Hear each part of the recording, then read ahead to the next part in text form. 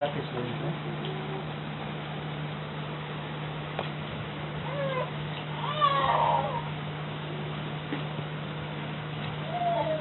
थिस्सलुनीकियों 2 अध्याय 13 से लेकर हम 17 तक पढ़ेंगे। दूसरा थिस्सलुनीकियों 2 अध्याय 13 से लेकर 17।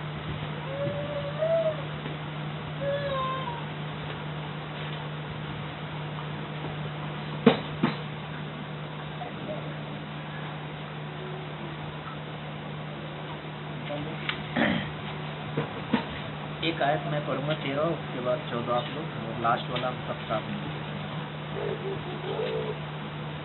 दूसरा थिस्सलुनीकियों 2 अध्याय 13 से लेकर 17। 13 में पढ़ता हूँ, उसके बाद 14 आप लोग, उसके बाद मैं, उसके बाद लास्ट में साथ में।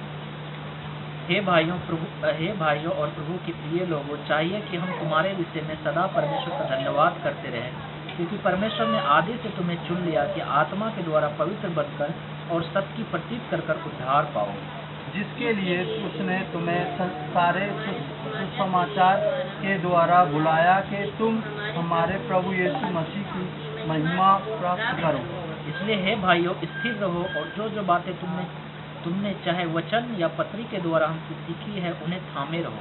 हमारा प्रभु यीशु मसीह आप ही और हमारा पिता परमेश्वर, जिसने हमसे प्रेम रखा और अनुग्रह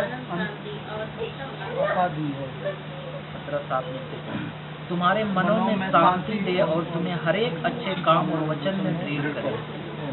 धन्यवाद पूजी सुंदर वचन के लिए पूजी होने दे पूजी, हम वचन में और हर एक अच्छे काम में हम दृढ़ बन सके पूजी, हम आपके उद्धार के काम में आगे बढ़ने वाला बन सके पूजी, हम आपकी पवित्रता में हमेशा आगे बढ़ने वाला बन सके पूजी, आपके अनुग्रह, आपकी ज्ञान, आपकी पहचान में हम बढ़ सके पूजी, हम विश्वास में दृढ़ बन सके पूजी, आप हमारी मदद करें पूजी, पवित्र आत्मा हमारी मदद करें पूजी। हम सब नहीं जानते कि हम आपके वचन को कैसे समझे, लेकिन आपकी पवित्र आत्मा ही हमें समझाती है पूजी, वही हमें सिखाती है पूजी। आज होने दे पूजी हमारी बुद्धि और हमारी समझ को खोलिए, ताकि हम पवित्र आत्मा का अगुवाई में आपके वचन को समझ सके पूजी और सीख सके और उसके अनुसार चल सके। सारा आदर, सारा महिमा, सारा जित आपको देते इस प्रार्थना में हमारे उद्धार करता है यीशु मसीह के नाम से मांगते हैं, आमीन। बहुत बहुत धन्यवाद। और हम लोग बहुत समय के बाद मिले हैं, काफ़ी दिन महीने गुजर गए और इतने समय के बाद हम सब एक साथ इकट्ठे हो पाए, और प्रभु का हम धन्यवाद देते हैं। प्रभु ने हमें एक साथ जोड़ा, फिर से हमें एक और मौका दिया कि हम फिर से हम एक नए जीवन की शुरुआत कर सकें, क्योंकि बाइबल इस बात को बताती है, यदि कोई मसीह में है तो वो क्या है, एक नई सृष्टि है, पुरानी बातें बीत गई, देखो सब नहीं होगी। हम मसीह जीवन जब हम सुबह परमेश्वर हमें देखने को देता हुए तो नया जीवन होता है, एक नई शुरुआत होती है। परमेश्वर चाहता है कि हम हर दिन एक नई सृष्टि बनकर जीने वाला बन सकें। तो होने दे हम परमेश्वर की महिमा एक नए तरीके से करने वाला बन सके, हर दिन हम एक नए तरीके से शुरुआत कर सके और उसके नाम की हम महिमा करने वाला बन सके। जैसा यहाँ पौलुस थिस्सलुनीकियों की कलीसिया को लिख रहा है 13वीं आयत में कि दृढ़ बने रहो। दृढ़ मतलब स्थिरता हमारे जीवन में होनी चाहिए, एक मजबूती हमारे जीवन में होनी चाहिए, जो अधिकतर लोगों में नहीं मिलता है देखने को। और यहाँ पे कहीं ना कहीं इस कलीसिया में भी पौलुस को देखने को मिला होगा कि बहुत सारे लोग वचन में दृढ़ नहीं है, वचन में मजबूत नहीं है, दृढ़ नहीं है, और पवित्रता में, सत्य में, उद्धार में, बहुत सारी चीज़ों में मजबूत नहीं है। लेकिन यहाँ पे पौलुस उनको प्रोत्साहन करता है कि हम दृढ़ बने रहें, हम अपने जीवन को मजबूत बनाएं। इसलिए प्रभु यीशु मसीह भी अपने सुसमाचार में मत्ती, मरकुस, लूका जब हम पढ़ते हैं, यूहन्ना जब पढ़ते हैं, और यूहन्ना मत्ती, मरकुस, लूका में जब लिखा गया है कि एक मनुष्य है जो मेरा वचन सुनता है वो किसके समान है, बताया गया वहाँ पे, जो वचन सुनता है वो किसके समान है, वो उस मनुष्य के समान है जिसने अपना घर कहाँ बनाया, चट्टान पे बनाया। सिर्फ सुनता नहीं बल्कि उसको मानता है, उसके अनुसार चलता है। तो वो अपना घर अपना चट्टान पे बनाया, और बाढ़ें आई, आंधियाँ आई, उस घर से टकराई, लेकिन वो घर ज्यों का त्यों बना रहा है। क्यों बना रहा है? क्योंकि उसने अपना घर चट्टान पे बनाया। और चट्टान का वो कौन है? उस चट्टान किसको दर्शाता है? चट्टान प्रभु यीशु मसीह को दर्शाता है। तो हम जानते हैं कि हम अपना घर, प्रभु यीशु मसीह कौन है? यूहन्ना 1 अध्याय 1 आयत के अनुसार, आदि में वचन था, वचन परमेश्वर के साथ था, वचन परमेश्वर था। तो यीशु मसीह कौन है? खुद वचन है। और वचन क्या है? चट्टान है। और जब हम वचन के ऊपर घर बनाते हैं, वो घर चाहे आंधी आए, आंधी मतलब चाहे समस्या है, दुख है, तकलीफ आए, परेशानी है, आपके जीवनों में आएगी, टकराएगी, आपको गिराने की कोशिश करेगी, लेकिन आप कभी नहीं गिरेगा। आप ज्यों का त्यों बने रहे। क्यों? क्योंकि आपने खुदा के वचन को सुना, उसको माना और उसके अनुसार चलते हैं, और आपका घर ज्यों का त्यों अब तक बना हुआ। क्यों बना है? क्योंकि आपके वचन में दृढ़ है, मजबूत है, आपने खुदा के वचन को माना, इसलिए आपका घर बना है। और बहुत सारे लोग क्यों नहीं संगति में नहीं आ पा रहे, या वचन नहीं पढ़ पा रहे, या प्रार्थना नहीं कर पा रहे? क्योंकि उसने खुदा के वचन को सुना तो सही, लेकिन उसने उसको मानने की कोशिश नहीं की, उसके अनुसार चलने की कोशिश नहीं की, जिसके कारण वो अपने मसीह जीवन में, उसके वचन में, उसकी प्रार्थना जीवन में और पवित्रता में वो मजबूत नहीं है, वो दृढ़ नहीं है। क्यों? क्योंकि हम सिर्फ सुनने वाले। इसलिए याकूब बताता है कि जो वचन के सिर्फ सुनने वाले, वो उस मनुष्य के समान है, वो उस मनुष्य के समान है जो अपना चेहरा दर्पण में देखता है, लेकिन बाद में भूल जाता है कि मैं कैसा हूँ। ये सिर्फ वचन को सुनने वाले नहीं, बल्कि उसके अनुसार हम चलने वाला भी बने। इसलिए हम याद रखें, सिर्फ सुनना काफ़ी नहीं है। इसलिए हम बीज बोने वाले दृष्टांत में प्रभु यीशु मसीह इस बात को बताया। बहुत सारे लोग वचन को सुनते हैं, लेकिन जब उसको समझ नहीं पाते, शैतान आकर उसके मनों से क्या होता है, वचन को चुरा लेता है, और वो आदमी वचन में बढ़ नहीं पाता। उसी तरह बहुत सारे लोग हैं, वचन को सुनते हैं और वो वचन को संभाल नहीं पाते, लेकिन घर का धन की चिंता, संसार का प्यार, ये सब चीज़ें जो एक कांटे और झाड़ी के समान होती है, वो उसको दबा देता है और वो बढ़ नहीं पाता है। इसलिए हमारे जीवन में मजबूती होना बहुत ज़रूरी है, एक दृढ़ता होना बहुत ज़रूरी है। इसलिए पौलुस यहाँ पे बताता है, इसलिए प्रभु यीशु मसीह इस बात को बताया कि हमें मजबूत बनने की ज़रूरत है। सिर्फ सुनना ही काफ़ी नहीं है, बल्कि उस पर चलना काफ़ी। हम गीत भी गाते हैं कि कांटों के राहों पे हमें चलना है। सुनना काफ़ी नहीं है, बल्कि उस पर चलना भी है। वचन एक कांटा के समान है जो हमें चुभेगा, क्योंकि ये वचन आसान है नहीं है जो हम पढ़ रहे हैं। ये बोलना एक आसान है, लेकिन इस पर चलना बहुत ही कठिन है। इसलिए प्रभु यीशु मसीह इस वचन में बताया कि यदि कोई मेरे पीछे आना चाहे तो अपना क्रूस उठाए। क्रूस का मतलब क्या है? दुख उठाना, तकलीफ उठाना, जो प्रभु यीशु मसीह ने अपने जीवन में उठाया, उनके चेलों ने उठाया। बहुत सारे लोग अभी भी प्रभु यीशु मसीह के पीछे चलते हुए दुख उठा रहे हैं। बहुत सारे कलीसिया में प्रार्थना करते हैं, वहाँ पे लोग घुस जाते हैं, तरह तरह के सवाल पूछते हैं, उनको बेइज्जती करते हैं। वो सब क्या है? एक सताव है, दुख है, तकलीफ है, जो लोगों को सहन करना पड़ रहा है। तो वो क्या है? क्यों हो रहा है ये सब चीज़ें? क्योंकि हम वचन में मजबूत बनना चाहते हैं। हम चर्च किस लिए जाते हैं? हम इंजॉय करने के लिए नहीं जाते, हम सीखने के लिए जाते हैं, ताकि हम प्रभु में और बढ़ सके और अधिक मजबूत बन सके। इसलिए हम चर्च जाते हैं। चर्च इसलिए नहीं जाते अगर संडे जाना ही है, प्रभु ने बोला है, नहीं, बल्कि हम इसलिए जाते हैं ताकि हम संगति में मजबूत बन सकें, वचन में मजबूत बन सके, ताकि कुछ और नई चीज़ों को हम सीख सकें। तो यहाँ पे लिखा है कि हे भाइयों और प्रभु के प्रिय लोगों, कितनी अद्भुत बात पौलुस यहाँ पे उसके समझाने के तरीका आप देखिए क्या बोलता है। सबसे पहले हम सब क्या है? भाई हैं। यहाँ पे मसीह में कोई चाचा, ताऊ, दादा, दादी, मम्मी नहीं है। हम सब क्या है? आपस में भाई है, बहन है। हम सब हे भाइयों, हे बहनों, प्रभु के प्रिय लोगों। क्या बोल रहा है? हम सब प्रभु के प्रिय लोग हैं। परमेश्वर हमसे प्रेम करता है। आप बोलेंगे भाई हमने तो कभी परमेश्वर से प्रेम नहीं किया। कोई बात नहीं, आपने कभी प्रेम नहीं किया, हो सकता है अभी सुनने आप प्रेम नहीं करते, बल्कि ऊपर से सुनने के लिए आ गए, लेकिन खुदा आपसे प्रेम करता है। जब उड़ाव पुत्र की कहानी को हम सुनते हैं, तो उस उड़ाव पुत्र की कहानी को क्या दर्शाता है कि एक प्रेमी पिता अपने बच्चे का इंतजार कर रहा, बल्कि उसका बच्चा उसको छोड़ के चला गया, लेकिन उसके बच्चे के मन में विचार क्या आ रहा है कि मैं पिता के घर में जाऊंगा, एक नौकर के तौर पर रह लूंगा, क्योंकि मैंने पाप किया है स्वर्ग के विरोध में, पिता के विरोध में। लेकिन पिता क्या सोच रहा है? कब मेरा बेटा आएगा, कब मैं उसको दौड़ के गले से लगाऊंगा। तो वो कहानी एक परमेश्वर और परमेश्वर के बच्चों को दर्शाता है कि परमेश्वर इंतजार कर रहा है, कब आएगा मेरा बच्चा, कब मेरा बेटा बेटी आएगा मेरे पास, पापों से मन फिराएगा, और मैं उसको गले लगाऊंगा, उसको चूमूंगा, उसको धार्मिकता का वस्त्र पहनाऊंगा, उसको पवित्रता का अंगूठी पहनाऊंगा, और उसको सुसमाचार की तैयारी के जूते पहनाऊंगा। वो सब चीज़ पहनाने के लिए वो तैयार है। लेकिन सत्य क्या है कि आप फिरेंगे तो पिता दौड़ कर आपको गले लगाएगा। इसलिए पहला कदम आपको बढ़ाना है। पहला कदम क्या है? अपने पापों से मन फिराना और परमेश्वर के पास चल के आना। और आप अंदर भी नहीं आओगे, उससे पहले प्रभु आपको गले से लगा लेगा। तो इससे पता, इसलिए यहाँ पौलुस बताता है हम सब क्या है? परमेश्वर के प्रिय लोग हैं, और चाहिए कि तुम्हारे विषय में सदा परमेश्वर का धन्यवाद करते रहे, क्योंकि परमेश्वर ने आदि से तुम्हें चुन लिया है। यहाँ पे पौलुस बताता है कि हम सब परमेश्वर के प्रिय लोग हैं, हम उसके करीबी लोग हैं, परमेश्वर हमसे प्यार करता है और परमेश्वर ने हमें आदि से तुम्हें चुन लिया है। इसलिए इफिसियों का अध्याय जब हम पढ़ेंगे कि परमेश्वर ने हमें कहाँ से चुना है, जब हमारी सृष्टि नहीं हुई थी तब उससे पहले परमेश्वर ने हमें चुन लिया है। तो यहाँ पे हम देख सकते हैं परमेश्वर ने हमें आदि से चुन लिया है कि आत्मा के द्वारा पवित्र बनकर और सत्य की प्रतीत करके उद्धार पाओ। क्यों चुना है? क्योंकि हम सत्य को जान सकें, उस पर विश्वास करते। प्रतीत मतलब विश्वास करना, सत्य पर विश्वास करना। इसलिए यूहन्ना 8:32 क्या बताया, तुम सत्य को जानोगे, सत्य तुम्हें स्वतंत्र करेगा, आजाद करेगा। तो परमेश्वर ने हमें किस लिए चुना? हमें आके यहाँ पे चंगाई के लिए नहीं चुना है, हमें यहाँ पे एंजॉय करने के लिए नहीं चुना, डांस करने के लिए नहीं चुना। वो तो हम अपनी इच्छा से, हमारे जो मन में आता है वो हम करते हैं। लेकिन परमेश्वर की मन की इच्छा क्या है कि हम उद्धार पाए। उद्धार कैसे पाएंगे? जब हम सत्य को जानेंगे। सच्चाई क्या है? हर कोई बताता है इस तरह से तुम्हें उद्धार मिलेगा, यहाँ ये करोगे तो ये मिलेगा।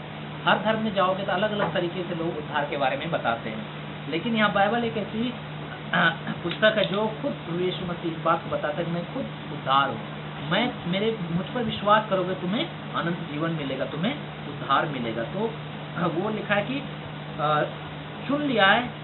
तुम्हें कहाँ से चुन लिया? आदि से चुन लिया। आदि मतलब जब इस सृष्टि का कोई शुरुआत ही नहीं था, तब से परमेश्वर ने हमें चुन लिया कि सत्य की प्रतीत करके उद्धार पाओ। सत्य क्या है? सत्य क्या है? तो यीशु मसीह एक सत्य है, वो सच्चाई है। कैसे? यूहन्ना 14:6 आयत क्या बताता है? मार्ग, सच्चाई और जीवन मैं ही हूँ, बिना मेरे द्वारा कोई पिता के पास नहीं पहुँच सकता। तो यीशु मसीह क्या है? मार्ग भी है, वही सच्चाई है, वही जीवन है। तो हमें सत्य को जानना है। सत्य क्या है? तो यीशु मसीह। जब हम उसको जान जाएंगे तभी हम उद्धार को पाएंगे। सिर्फ हमें यीशु मसीह को बारे में सुन लिया, विश्वास कर लिया तो वो उद्धार नहीं है। उद्धार क्या है? यीशु मसीह को जानना। अगर हम यीशु मसीह को हम जान गए तो सच में हमने उद्धार को पाया है। इसलिए बहुत सारे लोग आज किसी के बोलने से, किसी के कहने से विश्वास तो कर लेते हैं, वो कई महीनों तक, सालों तक कलीसिया आते हैं, लेकिन फिर बैकस्लाइड हो जाते हैं। क्यों? क्योंकि वो कभी कोशिश नहीं किया कि यीशु मसीह को मैं जानूं, यीशु मसीह को मैं समझूं। इसलिए हमें जानना बहुत जरूरी, उसको समझना बहुत जरूरी कि यीशु मसीह कौन है। मैं बता रहा हूँ, अच्छी बात है, आप सुने, लेकिन आपको खुद जानना है, उसको खुद समझना है, तभी आप सच में उद्धार में बढ़ पाएंगे। यहाँ यही पौलुस बताता है कि सत्य की प्रतीत कर उद्धार पाओ। तुम क्या करो? सत्य को जानो, उस पर विश्वास करो तो और उद्धार पाओ। इसका मतलब ये लोगों ने उद्धार नहीं पाया था, उद्धार पाए लोग। किसको लिख रहा है? ये कोई अविश्वासी को पत्री नहीं लिख रहा है, ये एक विश्वासी को पत्री लिख रहा है। फिर भी पौलुस बताता है हमें उद्धार में बढ़ना है। इसलिए पतरस भी इस बात को बताता है कि नए जन्मे बच्चे के नाए तुम आत्मिक दूध की लालसा करो और तुम उद्धार में बढ़ते जाओ। तो हमें सिर्फ उद्धार पा लिया बस आराम से नहीं बैठना, बल्कि उसमें बढ़ना है और बढ़ना है और बढ़ना है। उद्धार में बढ़ना मतलब यीशु मसीह को और अधिक जानना और उसको करीबी से जानना और उसको समझना है कि वो कौन है। हम जितना जानेंगे उतना हमारे लिए कम पड़ेगा, क्योंकि यीशु मसीह को जानना पर लोग बस की बात नहीं है। इसलिए यूहन्ना अपनी पत्री में लिखता है कि बहुत सारी बातें थी, अगर मैं लिखता तो ये पत्री जगत में भी नहीं समाती। तो जो यीशु मसीह को जानना कितनी बड़ी बात है। जितना आप जानोगे उतना ज़्यादा आपके लिए कम पड़ेगा। इसलिए हम जितना ज़्यादा हो सके हम यीशु मसीह को जान सके। जितना हम जानेंगे उतना ज़्यादा हम संगति में बढ़ेंगे, उतना ज़्यादा हम विश्वास में बढ़ेंगे, उतना ज़्यादा हम वचन में बढ़ेंगे। इसलिए याद रखें, हम जिस चीज़ से ज़्यादा लगाव रखते हैं उस चीज़ में हम आप जरूर बढ़ेंगे। अगर हम अपने जॉब से ज़्यादा लगाव रखते हैं तो हम जॉब में बढ़ेंगे, हम सक्सेस करेंगे। हम अगर वचन से प्रेम रखते हैं, संगति से प्रेम रखते हैं, हम प्रार्थना से प्रेम रखते हैं, हम प्रार्थना करते हैं, संगति करते हैं, वचन पढ़ते हैं, तो हम ऑब्वियसली धीरे धीरे हम प्रभु में बढ़ेंगे और प्रभु हमारे जीवन में आएगा और प्रभु हमारे जीवन में काम करेगा। ये एक फैक्ट है, इसको आपको स्वीकार करना पड़ेगा कि जिस चीज़ में आप ज़्यादा ध्यान देंगे, कोशिश करेंगे, उस चीज़ में आप बढ़ते जाएंगे। इसलिए पौलुस यहाँ पर बताता है हमें दृढ़ बनना है। किस चीज़ में? हमें यीशु मसीह की पहचान में, उसकी सच्चाई में हमें दृढ़ बनना है। वो सत्य है, लेकिन क्या है वो? यीशु मसीह कौन है? क्यों आपके लिए आया? क्यों आपसे प्रेम किया? क्यों आपके लिए मारा गया? क्यों वो तीसरे दिन जी उठा? क्यों वो वापस आपके लिए आएगा? इन सब चीज़ों को हमें जानने की जरूरत है, उनमें बढ़ने की जरूरत है। उस उद्धार के कार्य में हमें दृढ़ होने की जरूरत है। क्यों पौलुस यहाँ पे ऐसा बता रहा है? क्योंकि अंत के दिन ऐसा होगा, एक समय आएगा कि बाइबल बताती, प्रकाशित वाक्य बताया कि कि आज हम बाइबल पढ़ रहे हैं, लेकिन एक समय आएगा कि हमें बाइबल के पन्ने ढूंढेंगे वो भी नहीं मिलेगा। आज हमें मोबाइल खोलो बाइबल मिल जा रहा है, इंटरनेट खोलो, कंप्यूटर खोलो, वहाँ बाइबल मिल जा रहा है। कहीं भी देखो आपके हाथों में आज बाइबल है, लेकिन आने वाले दिनों में सब कुछ खत्म होने वाला है। आप देख लो, अपनी आंखों से देख लो किस प्रकार मसीह लोगों को सताया जा रहा है, किस प्रकार धीरे धीरे सब चीज़ बैन हो रहा है। जैसे बाहर के लोग सरकारी कार्य करने आ रहे थे, जो भी वीजा है वो सब चीज़ बैन कर दिया गया है। तो अब देख धीरे धीरे शैतान अपने कार्यों को कर रहा है, धीरे धीरे सब कुछ को ख़त्म कर रहा है वो। तो आज हमारे पास समय है हमें दृढ़ बनने की, हमें मजबूत बनने की। आगे आने वाले समय में नहीं भी बाइबल रहेगा तो भी हम मसीह जीवन में मजबूत बने रहेंगे। तो सोचो आप कैसे पहले शताब्दी के लोग, उस समय बाइबल भी नहीं छपी थी, प्रिंटेड भी नहीं हुआ था, तो भी वो लोग वो कितने मजबूत थे। बाइबल पौलुस जब प्रचार कर रहा था इसी थिस्सलुनीकियों की शायद कलीसिया कि वो लोग उन थिस्सलुनीकियों की या किसकी कलीसिया शायद यही लोग थे कि वो बताता है कि वो लोग वचन को ढूंढते थे कि ये बातें यूं ही है कि नहीं। सोचो कैसे ढूंढते, बाइबल तो था नहीं उस समय, फिर भी वो लोग कोशिश करते थे, मेहनत करते थे। जहाँ पे उसको उस समय चर्मपात रहता था और सप्ताह में एक दिन उससे पढ़ा जाता था, तो सोचो वो लाइन में लगकर पढ़ने जाते होंगे, सुनने जाते होंगे। इस प्रकार वो वचन को इज्जत देते थे और उसको मेहनत करते थे सीखने में। तो वही चीज़ हमें करने की ज़रूरत आज हमारे पास है, बड़ी आसानी से मिल रहा है। हमें पैसा खर्च करो मिल जा रहा है, ऑनलाइन मिल जा रहा है, कहीं भी आप पढ़ सकते, मोबाइल है आप तो बाइबल मोबाइल में उपलब्ध है। तो हमें अपना समय सत्य की खोज में लगाना है। वो सत्य क्या है? प्रभु यीशु मसीह। हमें अब तक हमारे पास सत्य अंधेरा नहीं है कि ये सत्य क्या है नहीं है, खुद प्रभु यीशु मसीह बोला मार्ग सच्चाई जीवन में ही है। तो हमें किसको ढूंढना है? हमें यीशु मसीह को ढूंढना है, उसको जानने की ज़रूरत है। क्यों जानना है? क्योंकि हमें दृढ़ बनना है, हमें मजबूत बनना है, ताकि कोई व्यक्ति हमें सवाल पूछे तो हमें ठीक है मैं पास्टर से पूछ के बताऊंगा, ऐसा नौबत हमारे जीवन में ना आए। तो हमें दृढ़ बनना है ताकि हर किसी को उत्तर देने के लिए हम सर्वदा तैयार। इसलिए पतरस बताता है यदि तुम्हारे उद्धार के विषय में कोई पूछे तो हमेशा उत्तर देने के लिए तैयार हो। तो कैसे तैयार रहेंगे? जब हम वचन में दृढ़ बनेंगे, उसको जानेंगे, उसको समझेंगे, तभी हम अगले व्यक्ति को उत्तर दे पाएंगे। आज बहुत सारे लोग मसीह लोग को नहीं जान पाते क्योंकि लोग उनको सही शिक्षा को बता नहीं पाते। उनके पास जीवन मन में सवाल है, बहुत सारे सवाल है, लेकिन उनके सवालों का जवाब मसीह लोग दे नहीं पा रहे हैं, जिसके कारण मसीह में लोग विश्वास नहीं करते या तो लोग गलत तरीके से उनको बताते हैं, जिसके कारण वो मसीह में नहीं आते। इसलिए हमें सही तरीके से उत्तर देना हमें आना चाहिए। इसलिए पतरस भी इस बात को बताता है, पौलुस भी इस बात को बताता है, और भी आनंदास इसी बात को बताता है कि हमें उत्तर देने के लिए हमेशा तैयार रहना है। और लिखा है कि जिसके लिए उसने तुम्हें हमारे सुसमाचार के द्वारा बुलाया कि तुम हमारे प्रभु यीशु मसीह की महिमा को प्राप्त करो। क्या प्राप्त करो? जो हमें बुलाया गया सुसमाचार के द्वारा, हमें बुलाया गया। हम सब कैसे आए? सुसमाचार के द्वारा। हमने कहीं न कहीं किसी न किसी ने हमें सुसमाचार को सुनाया और हम इस सुसमाचार के द्वारा प्रभु के पास आए। क्यों आए? ताकि हम यीशु मसीह की महिमा को प्राप्त करें। महिमा होता क्या है? महिमा कैसे होती है? एक कॉलेज, बाइबल कॉलेज के स्टूडेंट, बाइबल कॉलेज था, वहाँ बहुत सारे स्टूडेंट पढ़ते हैं, हम सब जानते हैं। वहाँ पे एक व्यक्ति प्रचार करने गया, उसने बोला कि आप ये बताओ कि आप यीशु मसीह की महिमा अपने जीवन के द्वारा कैसे करोगे? महिमा होता क्या? कैसे करोगे आप अपने जीवन के द्वारा? बाइबल कॉलेज में पढ़ रहा है, लेकिन वो उसको ये पता नहीं कि महिमा क्या होता है, कैसे महिमा करनी है। कोई उत्तर नहीं दे सका, वो व्यक्ति स्तब्ध रह गया। ये बाइबल कॉलेज है, ये स्टूडेंट है, ये आगे चलकर यहाँ से निकल कर क्या करेंगे? कैसे यीशु मसीह के कार्य को आगे बढ़ाएंगे? तो बहुत सारे बाइबल कॉलेज आज जो भी जा रहे हैं वो लोग वहाँ से निकल कर क्या करते हैं? या तो कॉल सेंटर में जॉब करते हैं या किसी MNC में जॉब करते हैं, लेकिन पढ़ते क्या है? हम सेवकाई करेंगे, लेकिन आने के बाद उसका मकसद कुछ और हो जाता है, क्योंकि वो सही शिक्षा, सही निर्देश वहाँ से नहीं मिल पाता है। तो महिमा क्या है? यीशु मसीह ने कैसे महिमा को प्राप्त किया है? यीशु मसीह ने क्या किया? उसने कैसे पिता की महिमा की? कैसे की?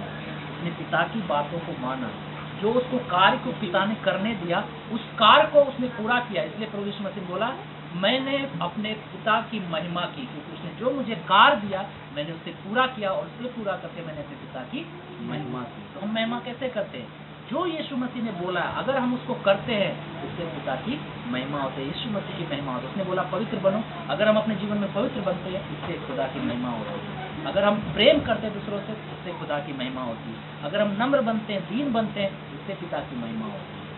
पिता की महिमा ये नहीं होती कि हम किसी को प्रार्थना की वो चंगे हो गए, उससे महिमा नहीं होती। पिता की महिमा ये होती आप अपने प्रतिदिन के जीवन में कैसे उसकी महिमा करते हो। आप नम्र बन रहे हो, आप दूसरों से प्रेम कर रहे हो, आप दूसरों को माफ कर रहे हो, आप परमेश्वर की आज्ञाओं को मान रहे हो, इससे खुदा की महिमा होती है। इसलिए बोला कि तुम यीशु मसीह की महिमा प्राप्त करो।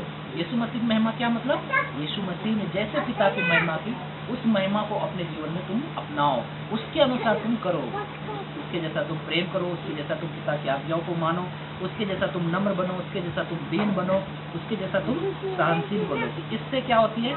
परमेश्वर की महिमा होती है, इससे यीशु मसीह की महिमा होती है। ये होता है महिमा का मतलब। और उसमें आगे लिखता है 15वीं आयत में, इसलिए हे भाइयों स्थिर रहो और जो जो बातें तुमने चाहे वचन या पत्री के द्वारा हमसे सीखी है उन्हें थामे रहो।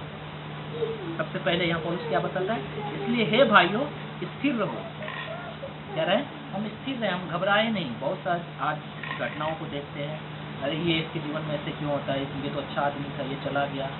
बहुत सारी चीज़ों को, बहुत सारे ऐसे क्वेश्चन जिनका जवाब नहीं है और हमें जानना भी जरूरी नहीं होता। परमेश्वर ने हमें अपना जीवन दिया, हम अपने जीवन को सही करें, हम अपने जीवन के द्वारा कुछ लोगों को हम जीत पाए, यही हमारी बहुत बड़ी बात है। हम चाहे पूरे संसार को नहीं जीत पाए, लेकिन कुछ आत्माओं को हमने बचा लिया, अपने परिवार को बचा लिया, यही हमारे लिए काफ़ी है। हो सकता है हम बहुत एक परिवार को बचाए, आने वाले हम नहीं जानते उस परिवार के द्वारा कितने लोग प्रभु उनके द्वारा लोगों को बचाएगा। इसलिए हम याद रखें कि हम कोशिश करते रहे, यार मैंने एक ही आत्माओं को जीता, यार इतने साल हो गए, 20 साल हो गए, 30 साल हो गए। एक व्यक्ति था, वो हमेशा लोगों को क्या करता था, काउंसलिंग करता था। कोई मतलब बाहर देश से आता था तो उसके घर में रुकता था या प्रार्थना करता था, तो उसका एक ही काम होता था, उसको काउंसलिंग करना। यानी काउंसलिंग मतलब उसको मसीह की सही शिक्षा देना और मसीह की वचन में उसको बढ़ाना और उसको सही तरीके से गाइड करना, तो उसका यही काम था। तो उसने वो मतलब बहुत सारे लोगों को उसने काउंसलिंग किया, बहुत सारे लोगों को, लेकिन उसके संतुष्टि नहीं था। उनको पता ही नहीं चल रहा था कि यार मैं तो काउंसलिंग कर रहा हूँ, लेकिन कोई 1 साल रह रहा है, कोई 2 साल हमारे पास आ रहा है संगति के लिए, तो उसके बाद कहाँ चल रहा है कुछ पता नहीं चल रहा है। तो एक बंदा आया, अरब कंट्री का था, उसके बाद संगति करने के लिए आया। 1 साल उसके साथ काउंसलिंग की, उसको वो प्रभु में लाया, विश्वास में लाया, वो मजबूत बना। 1 साल के बाद वो चला गया। तो कितने सालों के बाद उसको उस बंदा का उनके पास फ़ोन आया कि आप लोग कैसे हो, आप क्या कर रहे हो? बोलता मैं ठीक हूँ, आप कौन? उसने बोला कि मैं वही हूँ जो आपने हमें मसीह में लेके आया, आपने हमें काउंसलिंग किया। आज मैं अपने इस मुस्लिम देश मुस्लिम भाई बहनों को मैं अगुवाई करता हूँ, मैं पास्टर हूँ और बहुत सारी आत्माओं को मैंने जीता है। तब उनको समझ में आया कि ये नहीं कि हम 1000 लोग भी इकट्ठा कर ले, 1000 आत्माओं को जीत ले। अगर हम एक भी आत्माओं को जीत लिया तो परमेश्वर एक आत्माओं के द्वारा लाखों करोड़ों आत्माओं को बचा सकता है। अगर पतरस को उस दिन उसका भाई उसको लेके नहीं आया होता तो आज उस दिन 3000 से ज़्यादा लोग उद्धार नहीं पाते। उसके बाद कितने लोग उद्धार पाए उसकी पत्री के द्वारा हम काउंट नहीं कर सकते, अनगिनत है। तो हमें कोशिश करना है कि सुसमाचार सुनाते रहना, उसका रिजल्ट एक ना एक दिन हमारे सामने आएगा, चाहे साल बाद आए, 10 साल बाद आए या बुढ़ापे में आए, लेकिन एक ना एक दिन रिजल्ट आपको सुनने को मिलेगा कि हमने इस भाई को प्रभु का वचन सुना है और ये भाई प्रभु में काम कर रहा है, प्रभु की महिमा कर रहा है। तो हमें बीज बोने की जरूरत है, बाकी परमेश्वर सही समय पर उस फसल को उगाएगा। तो यहाँ पे हमें स्थिर रहने की जरूरत है, हमें मजबूत बने के रहने की जरूरत है कि हम चाहे हम हजारों की भीड़ नहीं है, 10,000 लोग नहीं है, एक भी लोग है, 2 लोग हम संगति करते रहें, कंटिन्यू हम बने रहें, हम स्थिरता में बने रहें। हम कुछ कर तो रहे हैं ना, वचन संगति कर रहे हैं, प्रार्थना कर रहे हैं, हम कंटिन्यू कर रहे हैं।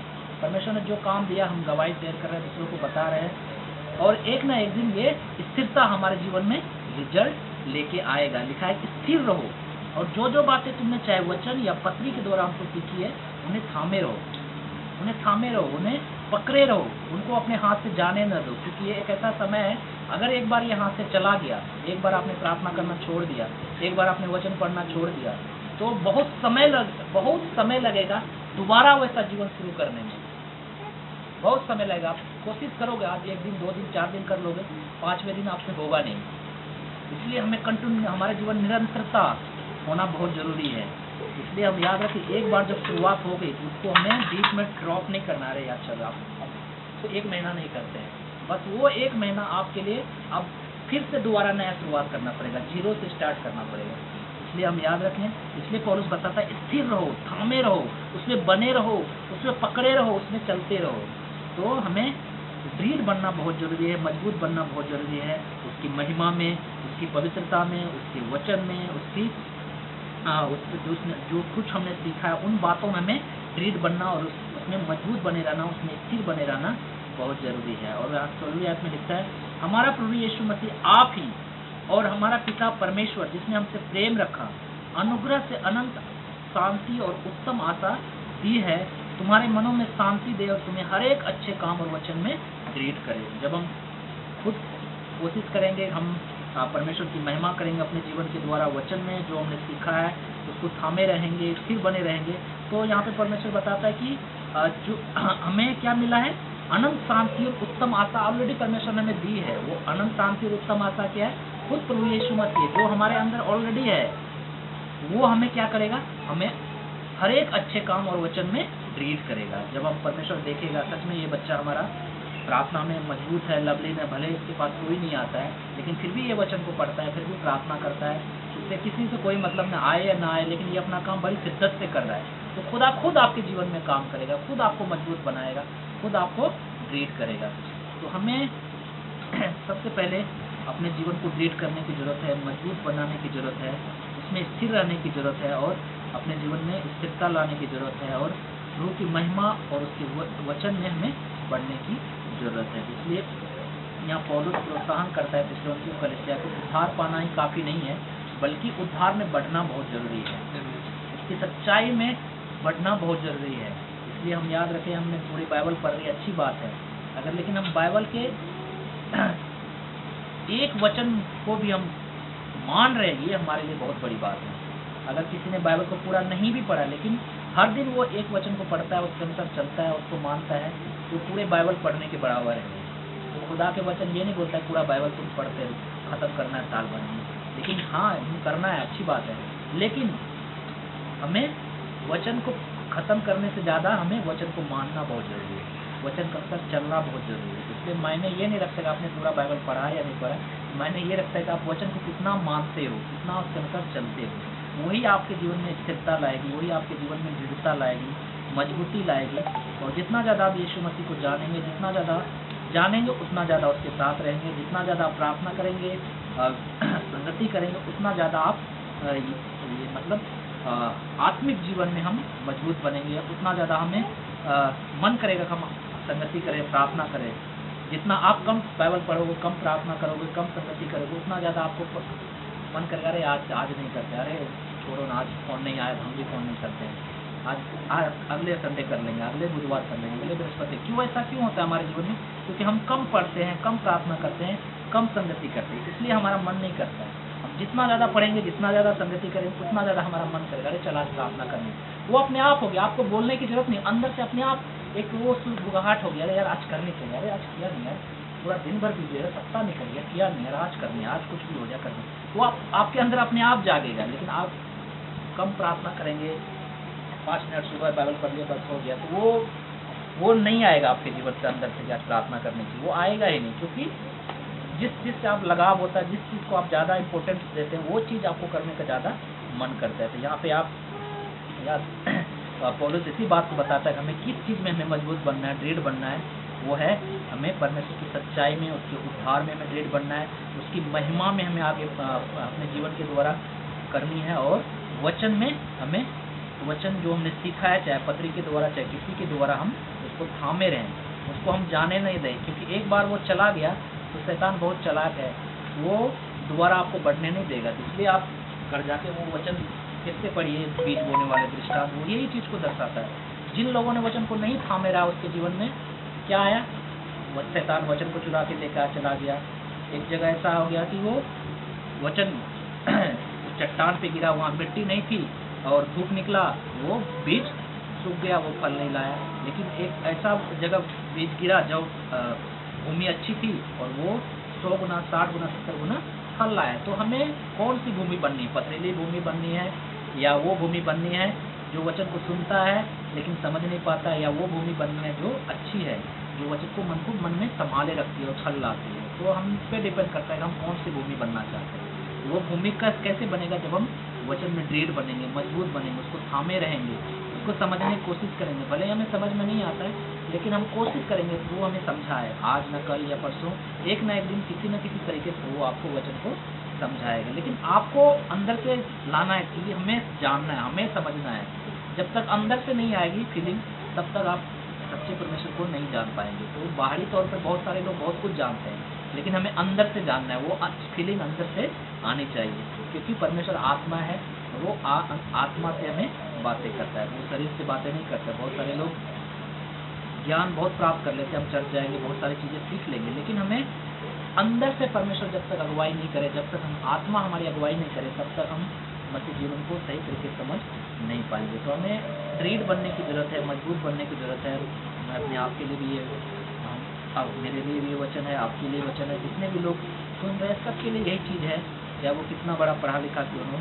हमें जब तक मसीह जीवन संसार में है, हम वो हर दिन हमें दृढ़ बनना है, हर दिन हमें मजबूत बनना है। क्यों? क्योंकि याद रखें, हमसे ज़्यादा शैतान बाइबल पढ़ता है, शैतान वचन को अच्छी तरीके से जानता है, वो अच्छी तरीके से जानता है, लेकिन उसकी कमजोरी ये है कि वो विश्वास नहीं करता। लेकिन हमारी ही मजबूती ये है कि हम विश्वास करते हैं, इसलिए हम शैतान पर विजय पा सकते हैं।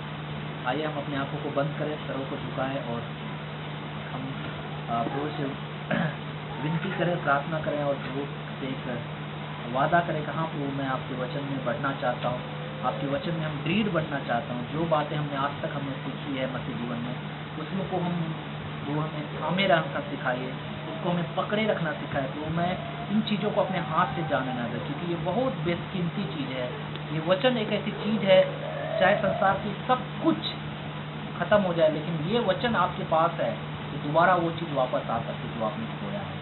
आप अय्यूब के जीवन से सीख सकते हैं, उसने सब कुछ खो दिया, लेकिन वो खुदा के वचन को थामे रहा, खुदा में वो विश्वास करते रहा, परमेश्वर को चौगुना लौटा।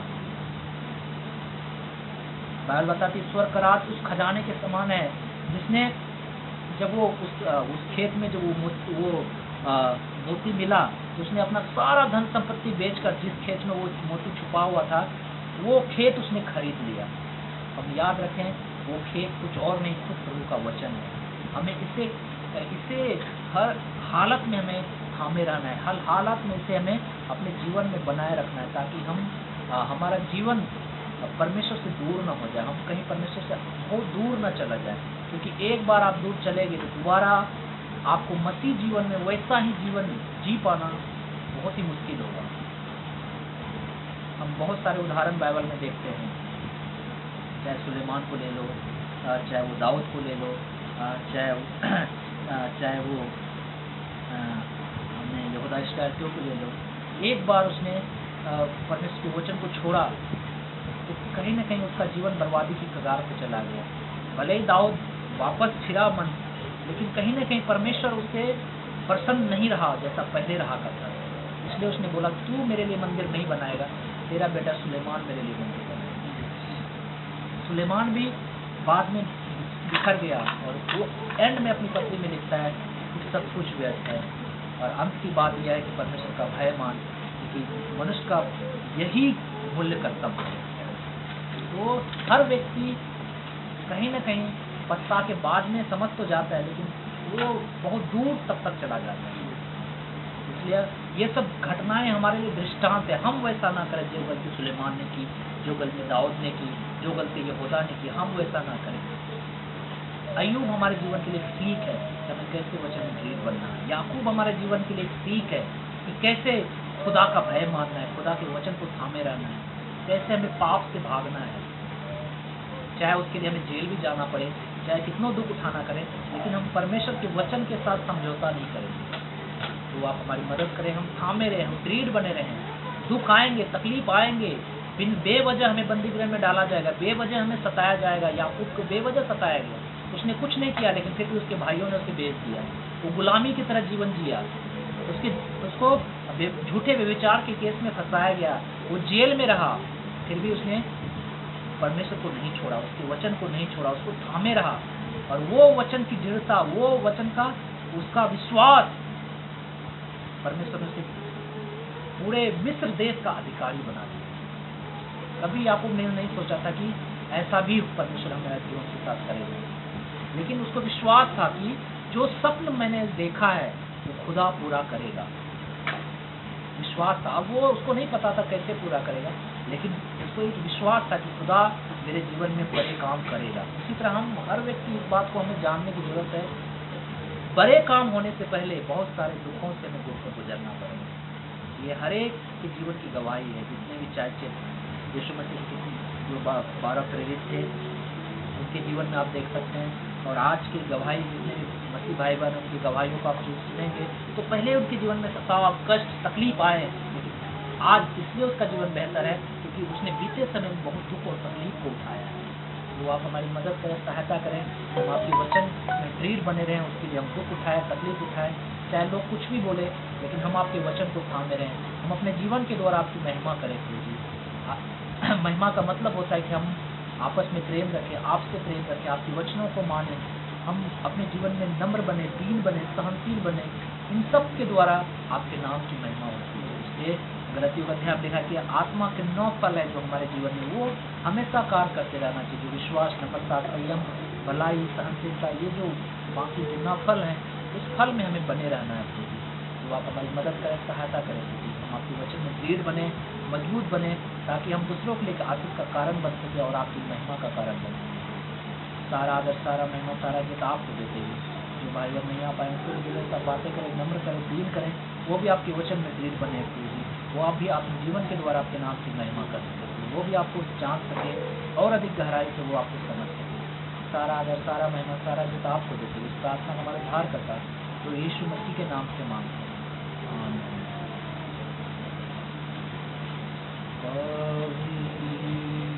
अति पवित्र सेनाओं का प्रभु, पवित्र अति पवित्र सेनाओं का प्रभु।